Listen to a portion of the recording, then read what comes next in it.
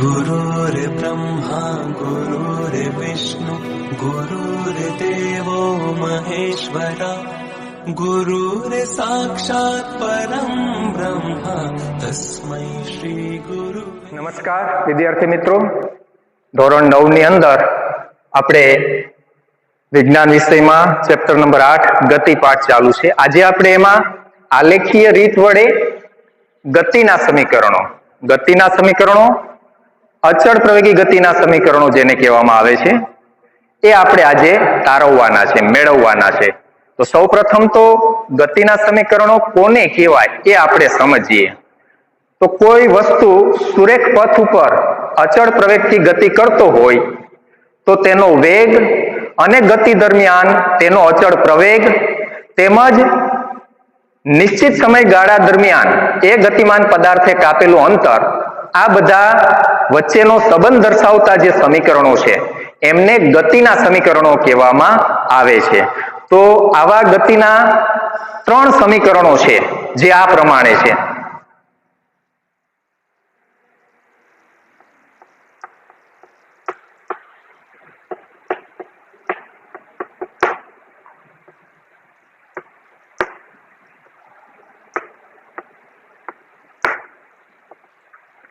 એક વેગ સમય સંબંધ માટેનું ગતિનું સમીકરણ।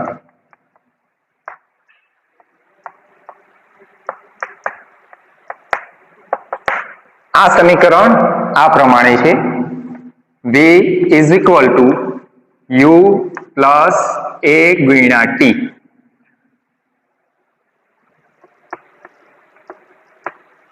જ્યાં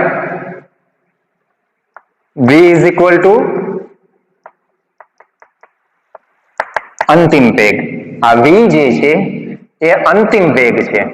u ઇઝ ઇક્વલ ટુ શરૂઆતનો વેગ અથવા તો પ્રારંભિક વેગ। a એટલે પ્રવેગ અને t એટલે સમય। ત્યાર પછી બીજું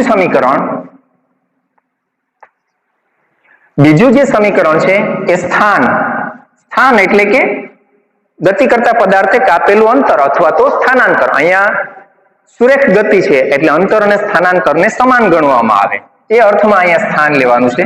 સ્થાન અને સમય સંબંધ માટેનું ગતિનું સમીકરણ।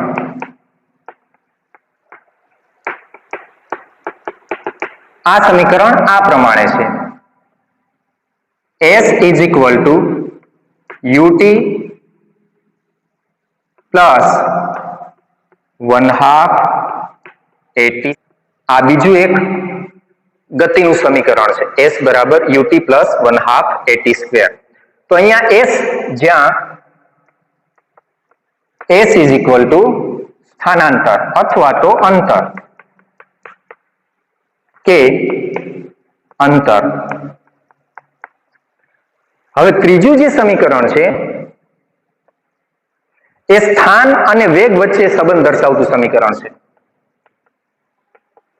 સ્થાન વેગ સંબંધ માટેનું ગતિનું સમીકરણ।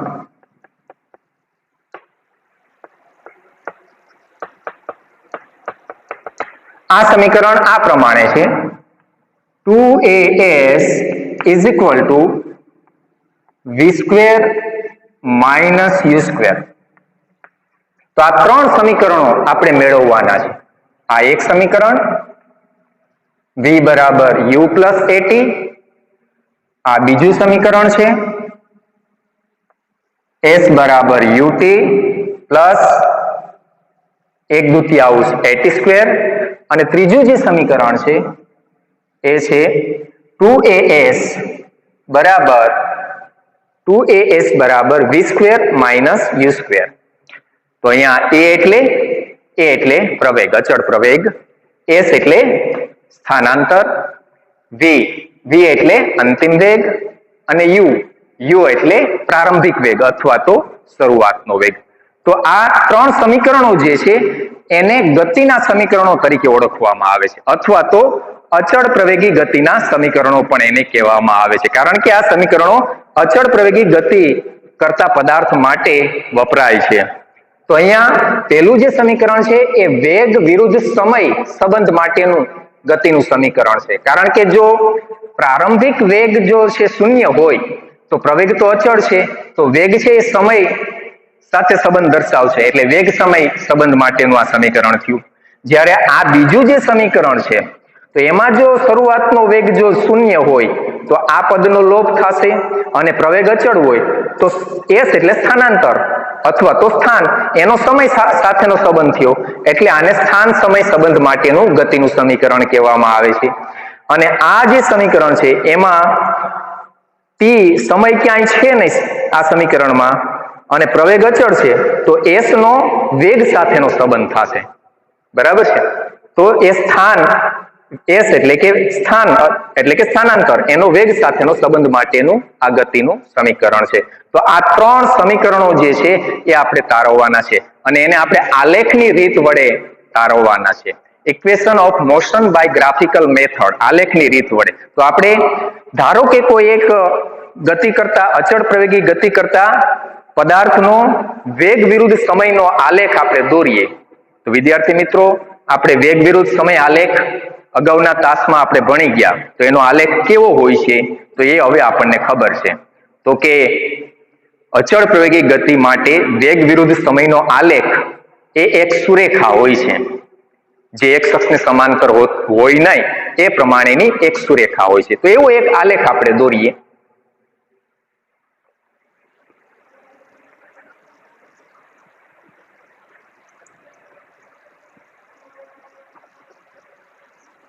તો વિદ્યાર્થી મિત્રો, આપણે આલેખ દોરવા માટે બે અક્ષની જરૂર પડશે. ધારો કે આ એક y અક્ષ છે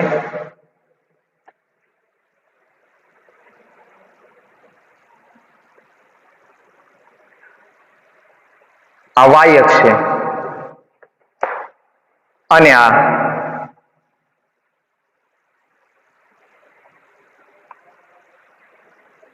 x અક્ષ. આ ઉગમ બિંદુ O છે અને વેગ વિરુદ્ધ સમયનો આલેખ આપણે લેવાનો છે.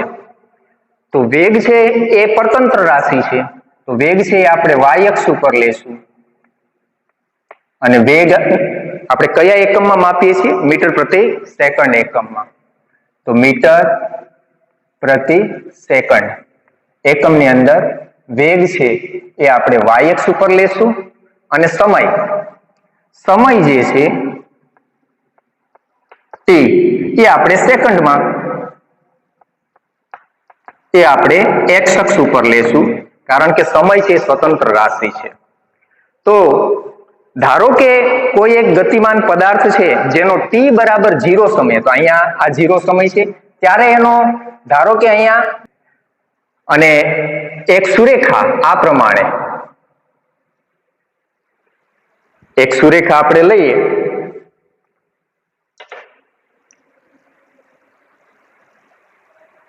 આ પ્રમાણે એક સુરેખા છે. તો અહીંયા શરૂઆતનો વેગ u, ધારો કે એ y અક્ષ ઉપર બિંદુ a આગળ એનો શરૂઆતનો વેગ u છે અને અહીંયા બિંદુ b છે અને b બિંદુ એ અંતિમ વેગ થશે. તો એ અંતિમ વેગ આપણે જોઈએ અહીંયા.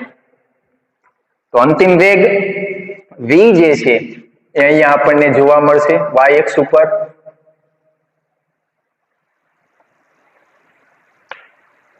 તો અહીંયા આપણને અંતિમ વેગ v છે એ આપણને મળે છે, અંતિમ વેગ v. બરાબર, b બિંદુ એ અંતિમ વેગ v છે આપણને મળે છે. તો હવે આ b બિંદુ એથી બંને અક્ષ ઉપર આપણે લંબ દોરીએ. બરાબર છે? તો અહીંયા તો આપણે જે લંબ દોર્યો છે ત્યાં આપણે ઈ નામ આપી દઈએ અને x અક્ષ ઉપર આપણે લંબ દોરીએ અહીંયા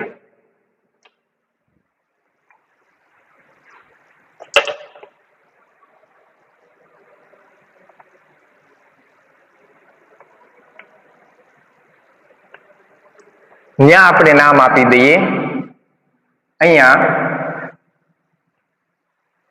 સી નામ આપી દઈએ આપણે આ બિંદુને આપણે સી નામ આપી દઈએ તો અહીંયા દાખલા તરીકે t બરાબર t સમય છે આ બિંદુએ t બરાબર t સમયે એનો અંતિમ વેગ v છે બરાબર આ પ્રમાણેનો એક આપણને આલેખ છે એ મળે છે તો આ જે આલેખ છે આપણે કોનો લીધો ધારો કે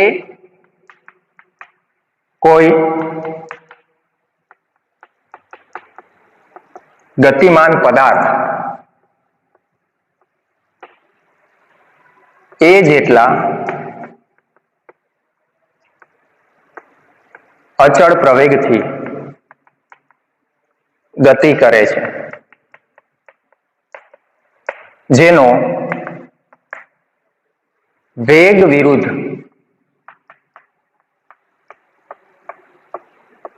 સમયનો આલેખ આકૃતિમાં દર્શાવ્યો છે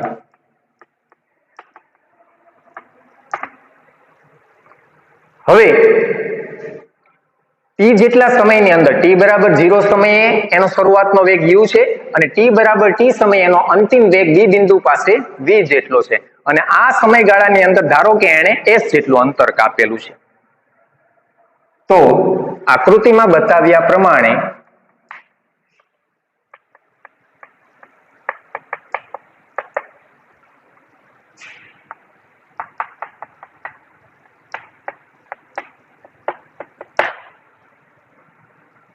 એ જેટલા અચળ પ્રવેગે ગતિ કરતા પદાર્થનો t બરાબર 0 સમયે શરૂઆતનો વેગ u જેટલો છે અને t બરાબર t સમયે તેનો અંતિમ વેગ v જેટલો છે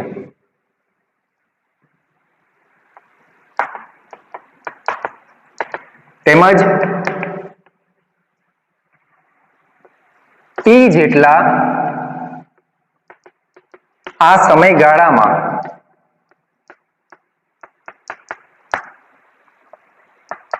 તે પદાર્થે કાપેલું અંતર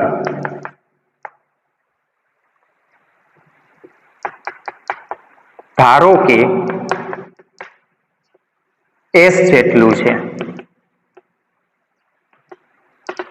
તો વિદ્યાર્થી મિત્રો અહીંયા એક ગતિ કરતા પદાર્થનો જે વેગ વિરુદ્ધ સમયનો આલેખ લીધો એમાં બિંદુ a પાસે એનો શરૂઆતનો વેગ છે u જેટલો, બિંદુ b પાસે એનો અંતિમ વેગ v જેટલો છે અને એ જેટલા અચળ પ્રવેગથી એ ગતિ કરે છે એ દરમિયાન ટોટલ સમયગાળો કેટલો થયો 0 થી લઈ અને t સુધી આ ટોટલ સમયગાળો જે છે એ સમયગાળા દરમિયાન એને કેટલું અંતર કાપ્યું તો કે ધારો કે s જેટલું અંતર કાપ્યું તો હવે આલેખ ઉપરથી આપણે ગતિના સમીકરણો મેળવવાના છે તો આલેખ ઉપરના આપણે માપ મેળવવા છે તો એ પહેલા આપણે અહીંયા બિંદુ a થી એક આપણે એવી રીતે લંબ દોરીએ આ પ્રમાણે આલેખનો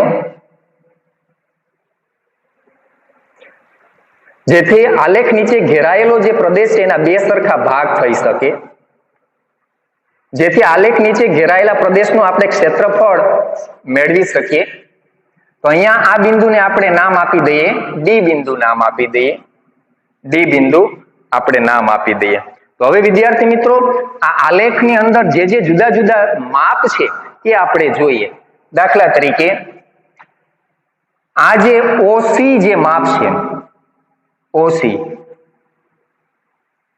ઓસી બરાબર એડી માપ થશે. ઓસી બરાબર એડી માપ, અને ઈ માપ કેટલું થશે તો કે સમયગાળો, એક્સ અક્ષ ઉપર જે સમયગાળો છે ટી બરાબર સમયગાળો. ત્યાર પછી બીજું માપ આપણે જોઈએ તો આ એક માપ આપણને જોવા મળે છે ઓ થી એ સુધીનું જે માપ છે, આ જે માપ છે ઓ એ માપ કોના જેટલું થશે તો કે સીડી જેટલું પણ થશે.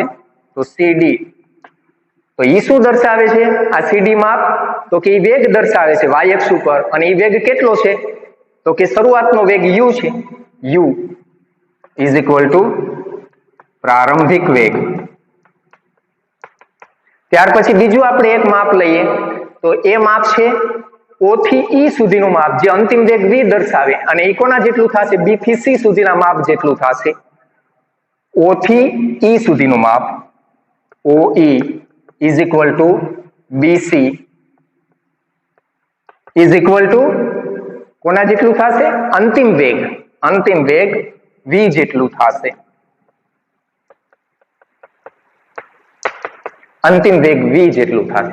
હવે એક માપ જે આપણને છે અહીંયા બીડી બરાબર, તો આ બીડી શું દર્શાવે છે તો કે ઈ એ જેટલું માપ છે. ઈ શું બતાવે તો કે વાય અક્ષ ઉપર વેગમાં થતો ફેરફાર, આ શરૂઆતનો વેગ છે, બિંદુ એ પાસે શરૂઆતનો વેગ છે, આ બિંદુ ઈ પાસે અંતિમ વેગ છે. આ બી બિંદુ જે ઈ સુધી આપણે લંબ એને વાય અક્ષ ઉપર દોર્યો તો ત્યાં અંતિમ વેગ v બતાવે. તો શરૂઆતનો વેગ u માંથી અંતિમ વેગ v થયો આ સમયગાળા દરમિયાન, તો એ વેગમાં ફેરફાર દર્શાવે છે.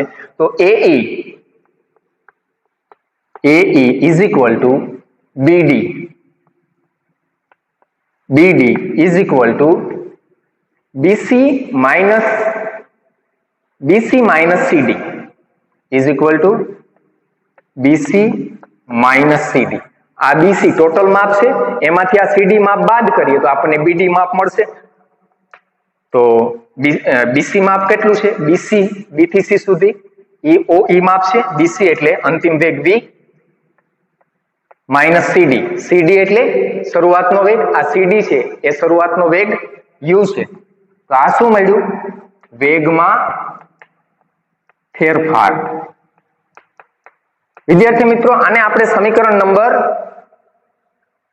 1 આપણે આપી દઈએ. સમીકરણ નંબર 1 આપણે આપી દઈએ આને. આ જે સમીકરણ આપણને આવ્યું BD બરાબર v માઇનસ u, એને આપણે સમીકરણ નંબર 1 આપી દઈએ. હવે આપણે પેલું ગતિનું સમીકરણ જે છે વેગ વિરુદ્ધ સમય સંબંધ દર્શાવતું જે સમીકરણ છે એ આપણે મેળવવાનું છે. તો આ ધારણા છે અત્યારે હું અહીંથી કાઢી નાખું છું.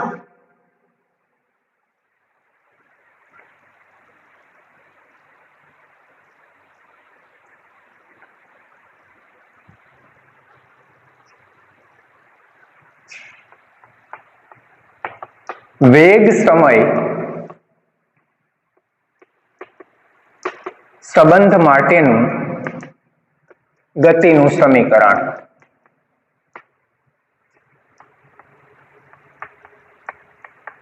પ્રવેગની વ્યાખ્યા આપણે લખીએ તો પ્રવેગ બરાબર, પ્રવેગની વ્યાખ્યા આપેલા લખ્યું પછી આલેખનો ઉપયોગ કરીએ આપણે. પ્રવેગ બરાબર વેગમાં ફેરફાર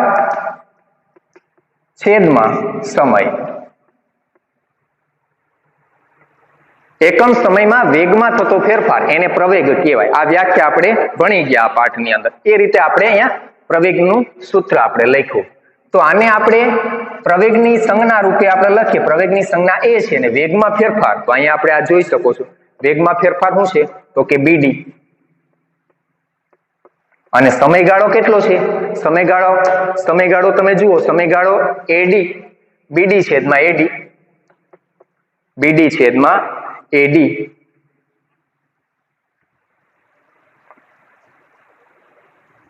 તો એ માટે A is equal two BD ની જગ્યાએ આપણે શું લખશું V માઇનસ U, અને AD ની જગ્યાએ શું લખશું આપણે T બરાબર. અહીંયા આપણે અત્યારે B રાખવું હોય તો રાખી દઈએ, કારણ કે એક સમીકરણની આપણને જરૂર પડશે એટલે અહીંયા BD રાખી દઈએ આગળ बराबर है। एडी ની જગ્યાએ આપણે ટી લખ્યું, ટી ને આપણે આ બાજુ લઈ જઈએ માટે એ ટી बराबर बीडी। आने समीकरण नंबर 2 आपीए। समीकरण नंबर 2 तो समीकरण 1 અને 2 परथी समीकरण 1 અને 2 परथी माटे समीकरण 1 અને 2 परथी आ बंने समीकरण ने सरखावीए आपणे तो बीडी बराबर v माइनस यू અને અહીંયા बीडी बराबर at तो आ बंने बाजू सरखी थशे माटे at बराबर v माइनस यू बराबर at u ने आ बाजू लई आवीए तो आपने आ समीकरण मळशे v बराबर u वत्ता a गुण્યા t। तो आ जे समीकरण आव्युं विद्यार्थी मित्रों आने समीकरण नंबर आपणे 3 आपीए तो आ समीकरण ए आपणुं वेग विरुद्ध समय संबंध माटेनुं गतिनुं समीकरण आव्युं। जो आ माइनस u छे ने आ बाजू लई गया तो प्लस थई गया तो v बराबर u प्लस at। तो आ एक समीकरण आपने मळ्युं। हवे आपणे बीजुं एक समीकरण मेळवीए।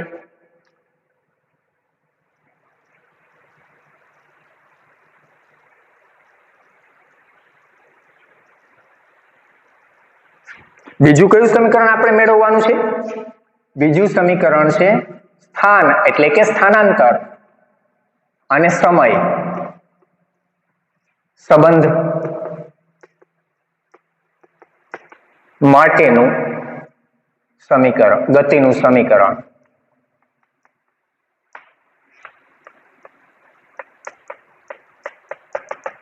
तो विद्यार्थी मित्रों आ समीकरण जे आपणे मेळवવું છે तो एमां आपणे आ जे आलेख छे एमां आ t बराबर t जेटलो जे समयगाळो छे t बराबर 0 થી t बराबर t એટલે टोटल समयगाळो t थशे। ए समयगाळा दरमियान एनो आ जे आलेख छे एक सुरेखा ए आलेख नीचे घेरायेलो जे प्रदेश छे आ जे घेरायेलो प्रदेश छे एना आपणे बे भाग कर्या। आ काटकोण त्रिकोण ABD थशे ने आ लंबचोरस थशे OACD अथवा तो OCDA। तो आ बंनेनुं क्षेत्रफळ एणे कापेलुं अंतर ए गति करता पदार्थे कापेलुं अंतर ए आ आलेख नीचे घेरायेला प्रदेशना क्षेत्रफळ जेटलुं थशे। तो आपेल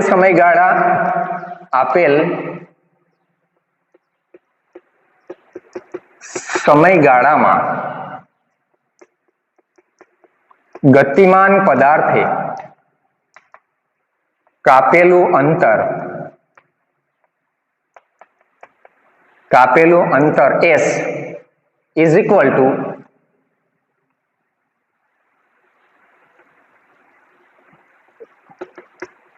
वेग विरुद्ध समय आलेख नीचे घेराता प्रदेशनुं क्षेत्रफळ।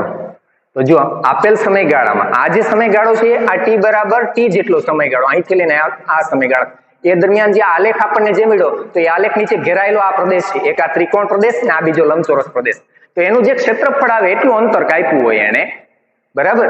તો આપણે આ ક્ષેત્રફળ કેટલું થશે તો કે લંબચોરસ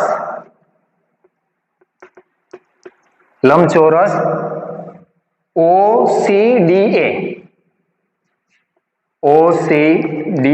નું ક્ષેત્રફળ વત્તા કાટકોણ ત્રિકોણ આ ત્રિકોણ છે જો ABD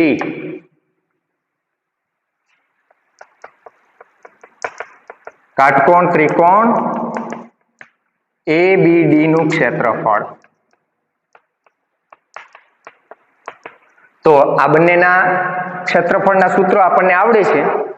लंबचोरसनुं क्षेत्रफळ लंबाई गुण्या पહોળાઈ तो आनी लंबाई कई लईए आपणे गमे ते OC ल्यो का AD लंबाई ल्यो बेमांथी गमे ते एक लंबाई लई सकीए तो के AD गुण्या पહોળાઈ आपणे लईए तो आ पહોળાઈ CD अथवा तो OA एटले के CD बेमांथी एक लई सकीए प्लस काटकोण त्रिकोणनुं क्षेत्रफळ शोधवानुं सूत्र शुं छे तो के 1/2 पायो गुण्या वेध 1/2 पायो तो आ पायो थशे तो आ पायो AD અને વેધ કયો થશે? આ વેધ થશે. આ બાજુ એબી બાજુ કર્ણ કહેવાશે. આ કાટકોણ ત્રિકોણ માટે બીડી છે એ વેધ થશે ગુણ્યા બીડી. તો આમાં આપણે કિંમતો મૂકીએ. અહીં જે કિંમતો આપેલી છે, આ જે કિંમતો આપણને આપેલી છે એના ઉપરથી કિંમત મૂકીએ. એડી, એડી એટલે શું છે? તો કે ટી, ટી ગુણ્યા સીડી. સીડી શું છે? તો કે યુ, શરૂઆતનો વેગ. એડી એટલે સમયગાળો ટી, સીડી એટલે શરૂઆતનો વેગ યુ પ્લસ 1/2 ગુણ્યા એડી. એડી પાછો સમયગાળો આવ્યો 1/2 ટી ગુણ્યા બીડી. તો બીડી નું આપણે 2 નંબરનું સૂત્ર આપણે મેળવેલું હતું. બીડી બરાબર એ ગુણ્યા ટી. એ આપણે સીધું અહીંયા મૂકી દઈએ એ ટી. કારણ અહીં લખી શકીએ બીડી બરાબર એ ગુણ્યા ટી સમીકરણ નંબર 2 પરથી. હમણાં આપણે જે પેલું સંબંધમાં વેગ વિરુદ્ધ સમય સંબંધનું સમીકરણ આપણે મેળવ્યું v બરાબર u પ્લસ એટી, એની પેલા 2 નંબરનું સમીકરણ આપણે આવ્યું હતું બીડી બરાબર એટી. એના ઉપરથી આપણે અહીં એટી લખેલું છે. તો આગળ આપણે સાદુરૂપ આપીએ આપણે આનું, તો ટી ગુણ્યા યુ ને આપણે આ રીતે પણ લખી શકીએ યુટી પ્લસ આ છે અંતર s બરાબર. તો અહીં આપણે s લખવું તો લખી શકીએ s, અહીંયા માટે s લખી શકીએ, અહીંયા માટે s લખી શકીએ, અહીંયા s લખી શકીએ. ut પ્લસ 1/2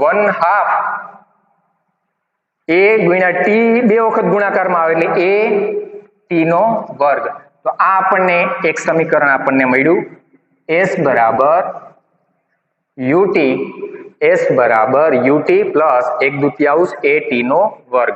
તો આપણને આ જે સમીકરણ જે આપણને મળ્યું આ સ્થાન અને સમય, સ્થાન અને ટી એટલે કે સમય વચ્ચેનો સંબંધ માટેનું અચળ પ્રવેગી ગતિનું સમીકરણ આપણને મળ્યું. તો આ એક બીજું સમીકરણ આપણને અચળ પ્રવેગી ગતિનું મળ્યું.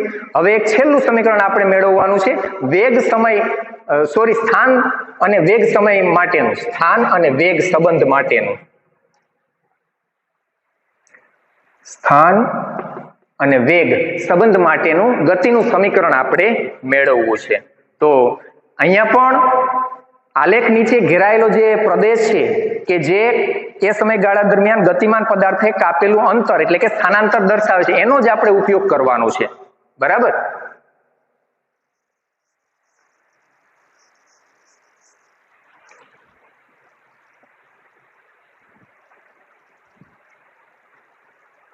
તો અહીંયા તમે આપેલ સમયગાળામાં એટલે કે ટી જેટલા સમયગાળાની અંદર ગતિમાન પદાર્થે કાપેલું અંતર s કેટલું થશે?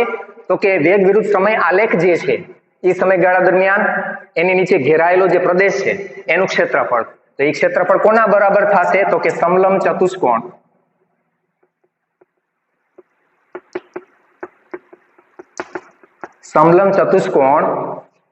AOCB OABC સમલંબ ચતુષ્કોણ OABC નું ક્ષેત્રફળ.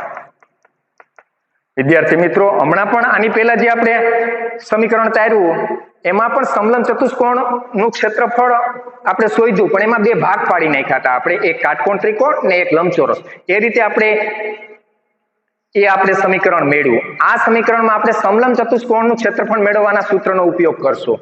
તો આ ઈ સૂત્ર કયું છે? તો એ 10મા ધોરણમાં વિદ્યાર્થી મિત્રો આવશે. તો કે 2 સમાંતર બાજુઓ જે છે, જો આ સમલંબ ચતુષ્કોણ છે OABC, આ લાઈનને ભૂલી જાઓ, OABC આ જે સમલંબ ચતુષ્કોણ છે એનું ક્ષેત્રફળ જો આપણે મેળવવું હોય તો એના માટેનું સૂત્ર તમને 10મા ધોરણમાં આવશે, પણ અહીંયા આપણે એનો ઉપયોગ કરવાનો છે.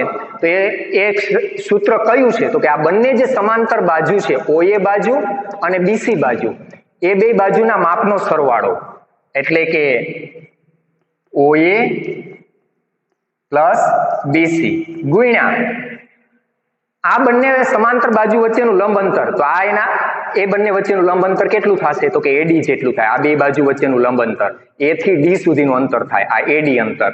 તો કે AD ભાગ્યા 2. આ સમલંબ ચતુષ્કોણ કોઈ પણ હોય તો એનું ક્ષેત્રફળ શોધવા માટેનું આ સૂત્ર છે, એનો આપણે અહીંયા ઉપયોગ કરવાનો છે. તો અહીંયા આપણે આ રીતે આપણે આ સમયગાળા દરમિયાન કાપેલું અંતર s બરાબર આ સૂત્રનો ઉપયોગ થશે. હવે એમાં આપણે કિંમતો મૂકીએ તો OA શું છે આપણી પાસે CD એટલે કે શરૂઆતનો વેગ છે, પ્રારંભિક વેગ છે. તો કૌંસમાં u વત્તા BC. તો BC શું છે? BC તો કે એ અંતિમ વેગ છે, બરાબર. u વત્તા v અંતિમ વેગ. પછી કૌંસમાં AD શું છે? AD સમયગાળો છે t અને છેદમાં 2 માટે s બરાબર v પ્લસ u કૌંસમાં t. હવે આ t છે એ આપણે પ્રવેગનું જે સૂત્ર છે, હમણાં જે આપણે પહેલું જે સંબંધનું સમીકરણ મેળવ્યું હતું, વેગ વિરુદ્ધ સમય સંબંધ v બરાબર u વત્તા at. હવે એમાં t ને સૂત્રનો કરતા બનાવીએ આપણે. તો આના ઉપરથી u આ બાજુ જાય તો v માઇનસ u બરાબર at. હવે એને આપણે આ બાજુ લઈ જઈએ તો v માઇનસ u છેદમાં a. તો આ t ની જગ્યાએ આપણે આ સૂત્રનો ઉપયોગ કરવાનો છે. માટે અહીંયા આપણે લખી શકીએ v plus u plus v ની જગ્યાએ આપણે v plus u v minus u છેદમાં આ 2 ગુણ્યા આ a આવી ગયા છે a. આ કારણ આપણે અહીં દર્શાવ્યું છે. આ કારણ આપણે અહીં લખી શકીએ કે t બરાબર આ t ની જગ્યાએ v માઇનસ u છેદમાં a કેવી રીતે આવ્યું? તો એ આ સૂત્ર ઉપરથી આવ્યું. આ વેગ વિરુદ્ધ સમય સંબંધ માટેનું સમીકરણ છે. તો એના ઉપરથી t ને સૂત્રનો કરતા બનાવ્યો તો v માઇનસ u છેદમાં a આવશે. તો હવે આ સૂત્રને આપણે આગળ સાદરૂપ આપીએ તો v પ્લસ u ગુણ્યા કૌંસમાં v માઇનસ u. તો અવયવીકરણ પ્રમાણે v square minus u square થશે અને છેદમાં 2a. તો છેલ્લું સમીકરણ આપણને મળશે આ પ્રમાણે. આના ઉપરથી આ 2a ને આપણે આ બાજુ લઈ જઈએ તો 2as બરાબર v square minus u square. તો આ જે સમીકરણ આપણી પાસે આવ્યું આ સ્થાન અને વેગ સંબંધ માટેનું ગતિનું સમીકરણ આવ્યું. તો 3 સમીકરણો વિદ્યાર્થી મિત્રો આપણે મેળવ્યા છે અચળ પ્રવેગી ગતિના, એટલે કે ગતિના સમીકરણો. એમાં પહેલું જે સમીકરણ આપણે મેળવ્યું એ વેગ અને સમય વચ્ચેનો સંબંધ દર્શાવતું સમીકરણ. એ કયું સમીકરણ હતું? તો કે v બરાબર u વત્તા at a ગુણ્યા t. અને બીજું સમીકરણ કયું હતું? તો કે સ્થાન અને સમય વચ્ચેનો સંબંધ દર્શાવતું સમીકરણ હતું. એ સમીકરણ કયું હતું? તો કે s બરાબર ut વત્તા 1/2 at નો વર્ગ, 1/2 ગુણ્યા a ગુણ્યા t નો વર્ગ. અને ત્રીજું સમીકરણ આપણે મેળવ્યું સ્થાન અને વેગ વચ્ચેનો સંબંધ માટેનું ગતિ સમીકરણ મેળવ્યું. એ સમીકરણ આપણને કયું મળ્યું? 2as બરાબર v square minus u square. તો આજના તાસની અંદર આપણે ગતિના સમીકરણો એટલે કે અચળ પ્રવેગી ગતિના જે 3 સમીકરણો છે, એક સમય અને સ્થાન વચ્ચેનો સંબંધ દર્શાવતું સમીકરણ, ત્યાર પછી બીજું છે એ વેગ અને સમય વચ્ચેનો સંબંધ દર્શાવતું સમીકરણ આપણને મેળવ્યું હતું પહેલું સમીકરણ. પછી સ્થાન અને સમય વચ્ચેનો સમીકરણ દર્શાવતું એ બીજું સમીકરણ, અને આ ત્રીજું સ્થાન અને વેગ વચ્ચેનો સંબંધ દર્શાવતું સમીકરણ આ ત્રીજું. આ 3 સમીકરણો આપણે મેળવ્યા. તો આજના તાસમાં આપણે અહીંયા સુધી રાખીએ. આભાર.